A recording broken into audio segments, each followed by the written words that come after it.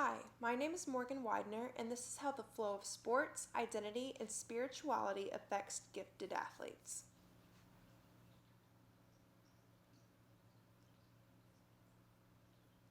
In week 6 of this class, we focused on the topic of the gifted athlete.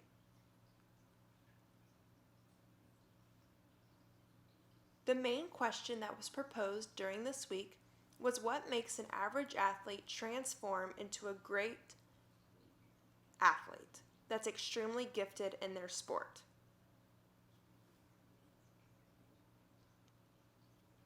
The best way I could think of this is what's the secret behind being a gifted athlete?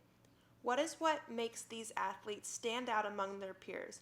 What plan do they follow to become gifted rather than average?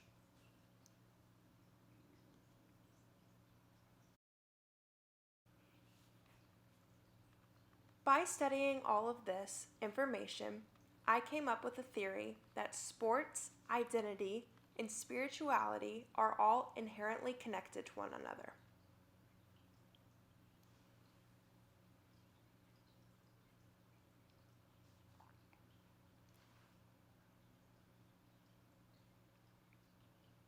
The first phase of this flowchart is sports.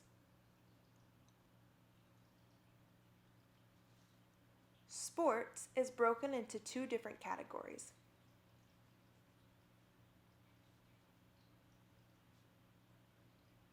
The first category for sports is deep practice, and the second is habits and rituals.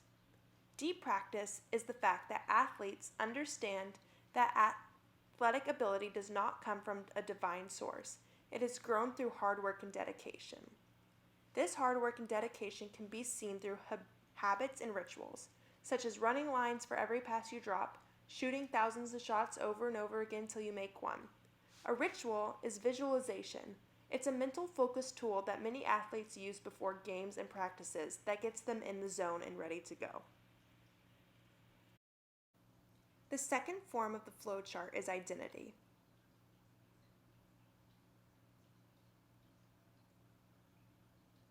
Identity is broken into two different categories.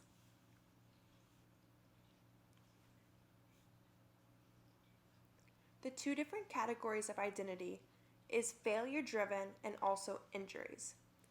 Many gifted athletes are failure-driven.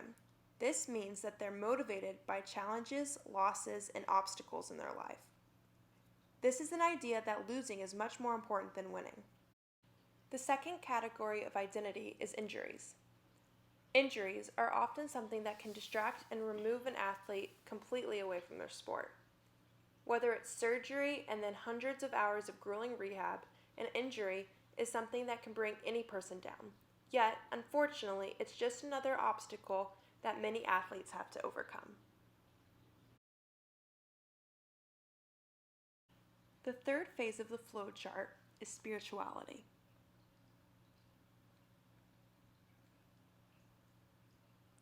Spirituality is also broken into two different categories. The first category of spirituality is becoming something bigger than you were before. After the hours of practice, facing the losses and obstacles and failures, athletes soon become something bigger than they ever thought that they could be. Whether it's a mentor, an inspiration, a role model, or a volunteer in the community, they hold more status than they ever had before. Yet, with this new risen status, the second part of this spirituality is that there's a continued desire to grow. When you are an athlete that's gifted, you have to know that there's always someone on your back, someone that's bigger and better than you, and that's what causes the cycle to repeat.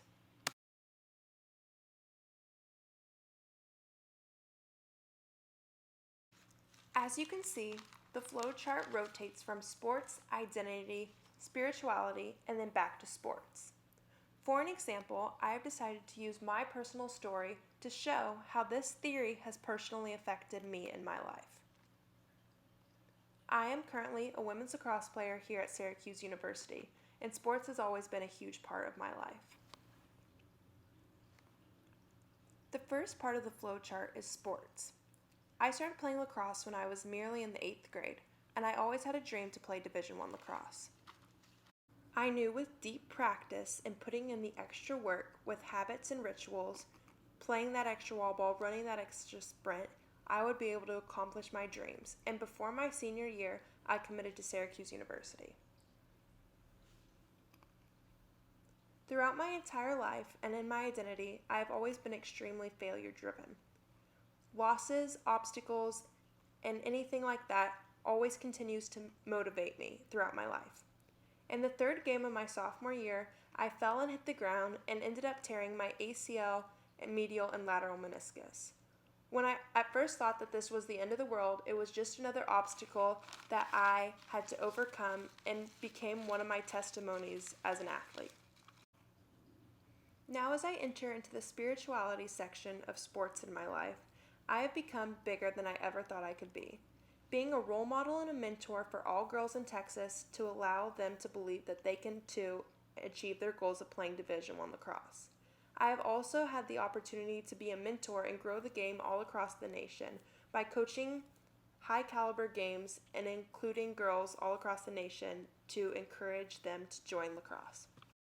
Yet, I still have the goal to become a national champion. I know that there are girls who work just as hard as me, and that's what resets me back to the sport. I want to pursue a national championship, and I don't want to graduate without winning. This is a continuous cycle that all athletes follow, and I hope you have enjoyed my theory.